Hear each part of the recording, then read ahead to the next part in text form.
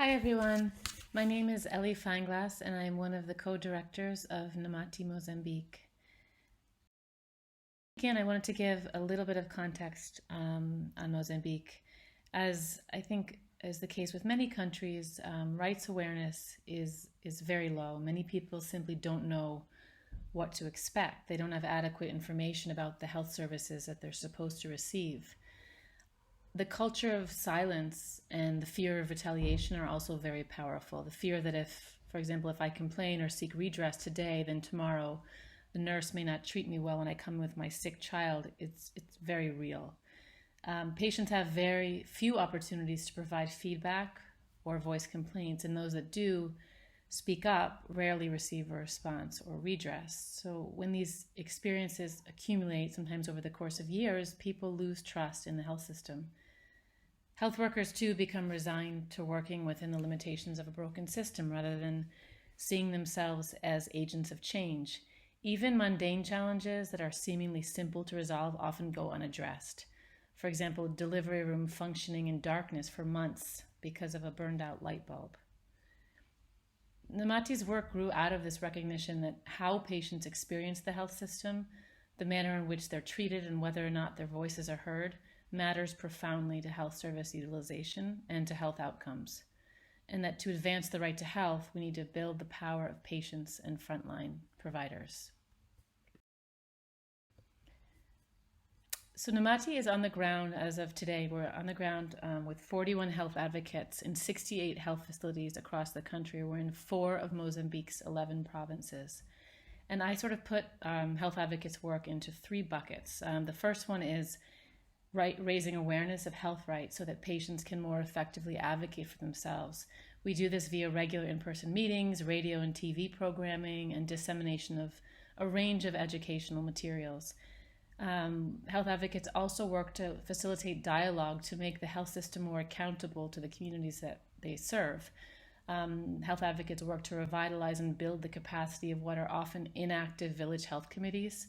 And together with these committees and with the communities, we implement quarterly participatory health facility assessments, which is a methodology that we designed and have found to be really, really effective in proactively identifying many barriers that prevent people from seeking and accessing the care they need.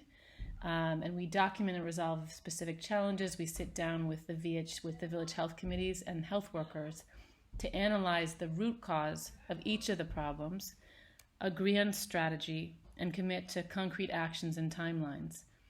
Health advocates also support patients and health workers to speak up and address barriers that undermine human dignity and access to care. So on any day, a patient can approach a health advocate and report a challenge or a barrier that they've encountered, and the health advocate will help them seek redress and follow up. And this includes grievances related to infrastructure, equipment, supplies, health worker behavior, etc., and then engaging authorities to find a solution. And we always try to work at the lowest level possible to find solutions where problems occur.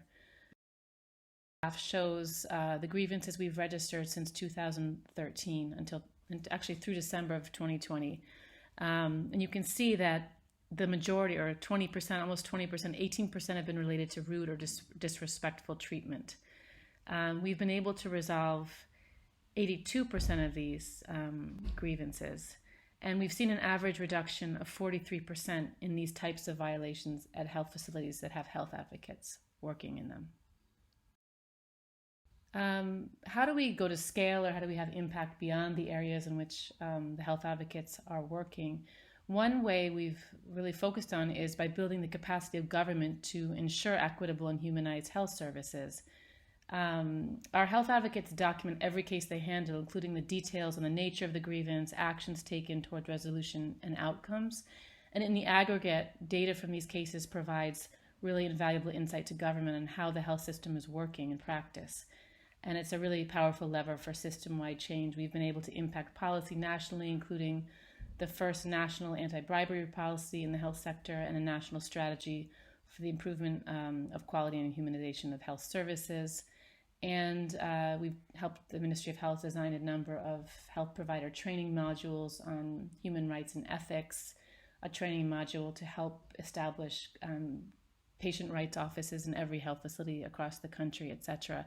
We also have worked a lot with civil society partners to carry out this work via training and mentoring and ongoing assistance to these partners. And starting, I think it was in 2019 and 2020, we helped train and mentor the prime recipients for human rights for the Global Fund.